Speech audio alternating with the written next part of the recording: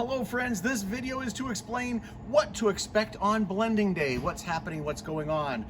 In advance, we are going to give you a region, and that region is going to come with a time when you're and a date that you're supposed to be logging in. So in that region, you're also going to be assigned a table number, and those table numbers are going to be having times to log in and communicate with all of us and get together. It's going to be exciting. Please be patient because this is going to be the first time we're going to be doing this type of experience, but I think we're going to have it all down.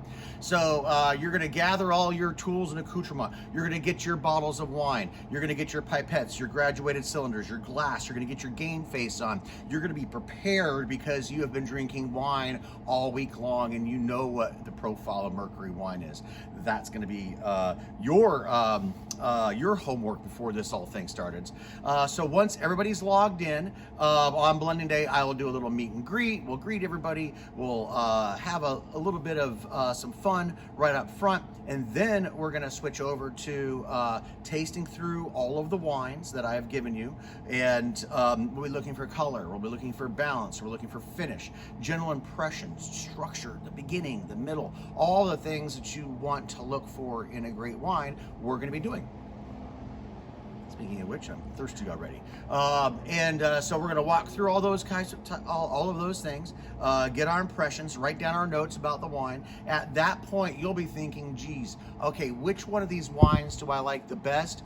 Or which one of these wines has a really intense finish and I want to keep it, but it doesn't have the aromatics. So picking the best wine that you think is going to be your base, and then you'll start adding to it. So if your base has an okay nose but a great middle and a great finish, you'll be deciding which wine is great for you to maybe add a little nose to. Sometimes it's going to take a little bit, sometimes it's going to take a lot. But if you're going to be starting with a base, a great place to start, if you think it's great but needs some things, is probably 75%. If you think it's just amazing but needs a tweak or two, I would start as the base at 90% or greater, and then just add some final touches to the wine. But a good place to start is just to check out and see what's happening, 75%. And then if you think the wine needs a couple of things, put one blender in or two, and you'll know right away if you're going in the right direction with your wine. Sometimes I'm shocked. I'll use my bigger wine and think I'm going to give this wine some more structure and intensity, and sometimes I add it and it takes it away. And then I'll use a lighter wine, but it brings out the structure and intensity of the lighter wine that I had and made it much more interesting. So sometimes you'll be very surprised on how the blend goes, but that's why we do the blending, and that's why my blends are typically different every year. There's been a couple of years where my blends have been fairly close, and then there's some years where we go a completely different direction and the background blenders end up being something else.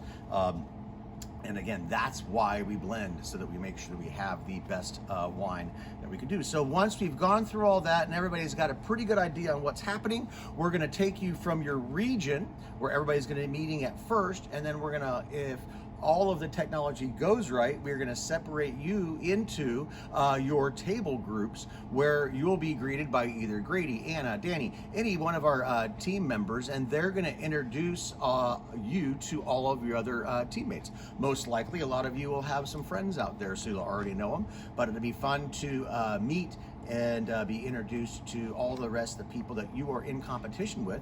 You can size them up. You can look them over and say, oh man, I can tell that person has no chance of winning, because the best part about this competition is that there's a competition in there. So hopefully you'll be doing a little bit of trash talking amongst yourselves, but most of all creating an absolutely fantastic blend. Just like a normal blending party, I'll be popping in from table to table and answering some questions and hopefully giving some tips and tricks.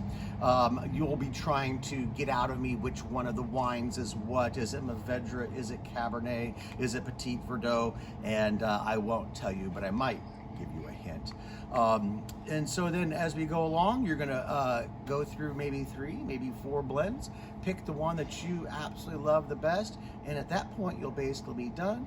You'll take your little recipe card and you'll email us your exact recipe so we can recreate it, so I can start doing the judging competition. Let's see what else is really important. Yep, you'll email us the blend. don't forget, what makes this so much fun is it is a competition, because here's the deal. What are you in competition for?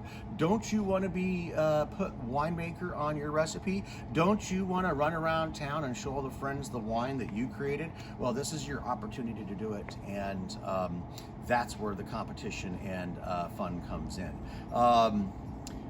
Let's see, this is intent. We got brackets, we've talked about that.